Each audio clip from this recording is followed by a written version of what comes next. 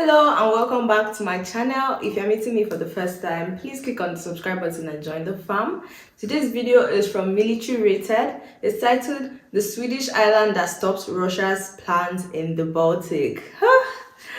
That sounds really interesting. I'm really curious to know what island could this be? The island that stops Russia's plans. Okay, we'll get into it soon. And don't forget to give me a big like if you're excited to check out this video. And let's go. About halfway between the Baltic states and Sweden lies the island of Gotland. This tranquil Okay, so the island is called Gotland. I keep learning new things. As someone who is from Nigeria, I don't really know so much about like every single like country, but getting to know, when I used to check out videos from Finland, I used to see a lot. I used to learn a lot about the North Pole and all those things. So getting into Sweden now, I'm seeing Gotland, an island, obviously. And can we just take a minute to appreciate this military rated guy's voice? His voice is just perfect for this thing. Like, he does it so well. Even though I heard that his voice wasn't like that before, he got it due to like chemicals from when he was serving and all that. But I guess everything happens for a reason.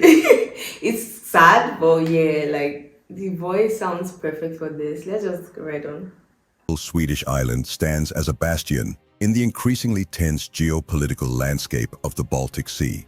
As Europe grapples with the unsettling reverberations of Russia's aggressive actions in Ukraine and the mysterious sabotage of vital undersea infrastructure just some kilometers away, Sweden's strategic posture has undergone a dramatic transformation. Historically celebrated for its neutrality, Sweden has now anchored itself firmly within NATO, a move catalyzed by the growing threats at its doorstep. This pivotal shift also means that Gotland is once again one of the most important pieces of land in Europe. Gotland's critical role is not just as a serene outpost, but a key military stronghold in the defense against potential Russian expansion. Today, we explore how this picturesque island has become a linchpin in Europe's defense strategy, guarding the gates of the Baltic against the untethered aggression of the Kremlin. Gotland has been a strategic hub since the Viking Age, serving as a crucial point for controlling the Can I just say that this Gotland looks so good? It's a really beautiful island. Baltic trade routes. Its position, nestled between mainland Sweden and the Baltic states, has made it a coveted asset for power projection and defense throughout history, including during the Hanseatic League's peak and various regional conflicts during Sweden's heyday. In modern times, this historical legacy underscores its military and economic importance, and for Sweden, it is more important than ever as it can serve as a massive air, navy, and army base in the middle of the Baltic Sea. Strategically, Gotland is the perfect defensive island in a potential conflict against Russia. Sweden's Patriot systems can be placed on Gotland, and with their longest interceptors, would essentially shut down the whole Baltic air corridor around the island. The same goes for Sweden's RBS-15, which has a range of 300 kilometers, which can strike both naval and ground targets. From the tip of Gotland, it is only around 280 kilometers to Russia's enclave at Kaliningrad. Since 2016, Sweden has significantly fortified Gotland in response to the island's strategic importance and escalating regional tensions. This fortification included the re-establishment of a permanent military presence with the reinstatement of the Gotland Regiment in 2018, a pivotal component in revitalizing Sweden's defense strategy. The Gotland Regiment is a mechanized infantry unit equipped with cutting-edge sensors, weaponry, and technology tailored to operate effectively across Gotland's diverse landscapes, from its sandy shores to rugged coastlines. I was lucky enough to serve with my good friends in the Gotland Regiment during my time in Kosovo, and they were some of the toughest soldiers I've ever been stationed with, so having this regiment active again brings some real specialty and experience with conflict to the Swedish armed forces, which would otherwise be stationed elsewhere. Many of the people I served with are now officers, and I'm sure they'll impart their experience on their newly re-established units. Now, let's look at some of the gear that the Gotland Regiment has in its arsenal. For a relatively small regiment of only 400 permanently stationed soldiers, they pack a very heavy punch. The backbone of the regiment will be its mechanized units, A typical Swedish mechanized regiment contains somewhere around 20 to 30 armored vehicles and tanks in total. But seeing as this regiment is being formed and increased as we speak, the number is likely around a company size, meaning 10 to 12 STRV 122 and around the same number of CV90. Moreover, the regiment has been reinforced with several air defense units, one RBS-23 with 2 to 4 launchers, several RBS-7 units, and several launchers for the aforementioned 300-kilometer range RBS-15 anti-ship missiles. Now, you may think that this doesn't sound like much, but the whole point of the Gotland Regiment isn't to overwhelm a potential invader with manpower. The real strength of Sweden's armed forces is its combined arms doctrines. The Gotland Regiment is to hold out and defend its offensive launch units until Sweden's mighty Air Force and Navy arrives. Sweden's Southern Air Force Wing is based at Ronneby in Blekinge, which is roughly 20 minutes away in Sweden's homemade JAS-39 Gripen.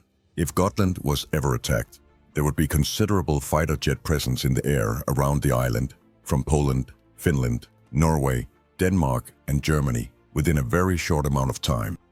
Meanwhile, Sweden's terrifyingly effective Stirling-powered submarines are mainly based at Karlskrona and in Stockholm when they are not out on patrol. These vessels would quickly join Sweden's Visby corvettes to form a ring of steel around the island. See, can we just talk about this Sweden submarine? Like, it will never cease to blow my mind. And this is so incredible. So this is Gotland submarine. Okay. These are likely the assets in the Swedish armed forces that the Russian military fears the most, as they would put an effective dent into any invading naval force and lock down travel outside of the range of the batteries placed on Gotland.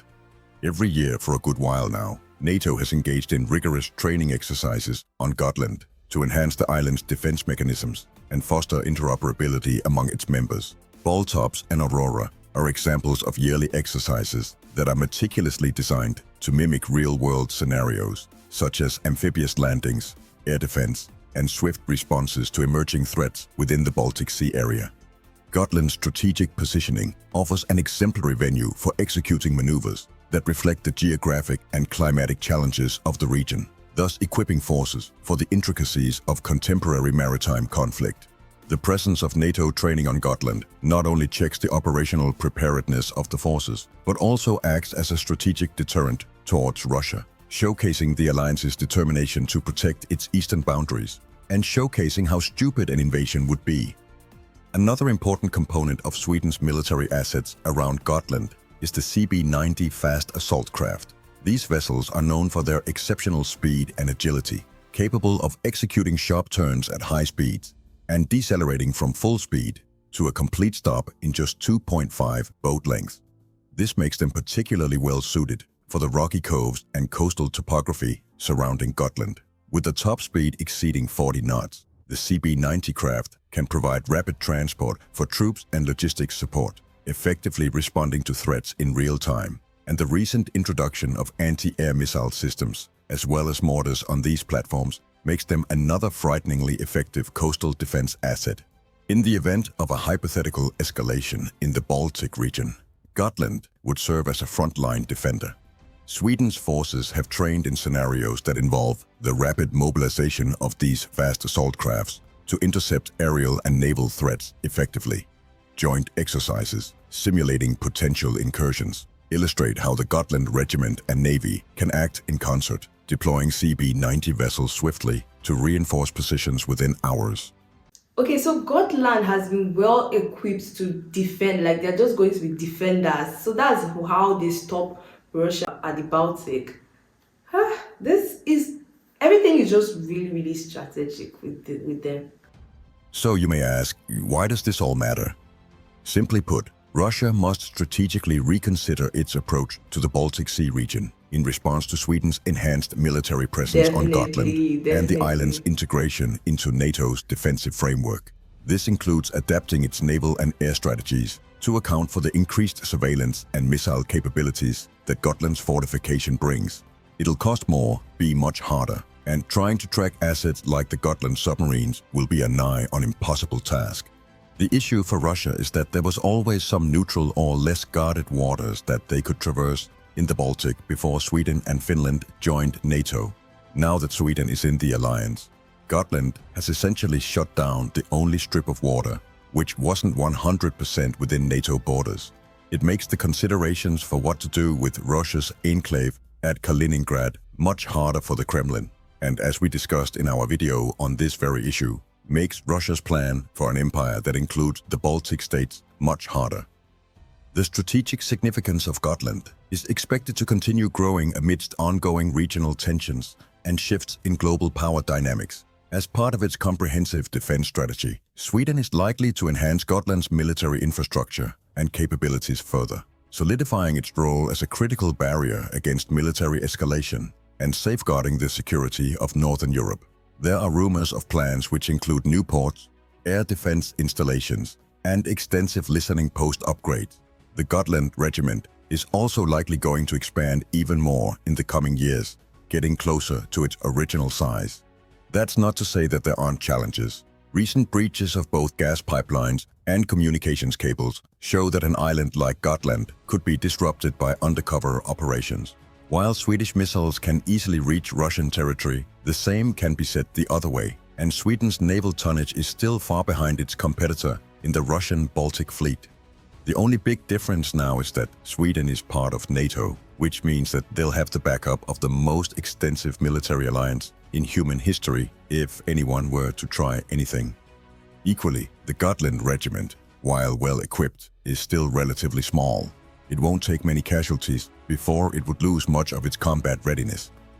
Once a medieval center of commerce, Gotland has transitioned into a modern bulwark against aggression in the Baltic Sea. Its strategic location, coupled with military enhancements, including the integration of a reinvigorated Gotland Regiment, underscores its indispensable role in promoting regional stability and deterring Russian expansionist ambition, likely much more than any other piece of real estate within the NATO alliance. As always, we hope you enjoyed this video. We'd be honored if you gave it a like, and as always, please leave your feedback below. From all of us to all of you, a Merry Christmas when we get there next week. Thank you. Ooh, this was so educative. Shout out to Military Rated again for always giving us the right information. So apparently Gotland serves as a barrier against the invasion from Russia because they are well equipped to defend, to be very defensive, and that makes a lot of sense because we know that the Swedish army, the Swedish military, they don't play. Like, they are so equipped, from the submarines to all their equipment, guys. You know that they don't joke about that. So it's so good to know what island it is that stops Russia at the Baltic. This makes a lot of sense. Let me know if you enjoyed this video in the comments. Give me a thumbs up if you like this one, and if you want to watch this video uninterrupted, I'm going to put the link down below. Thank you so much for always, and if you're yet to subscribe to my channel, please do that. And until next time, bye.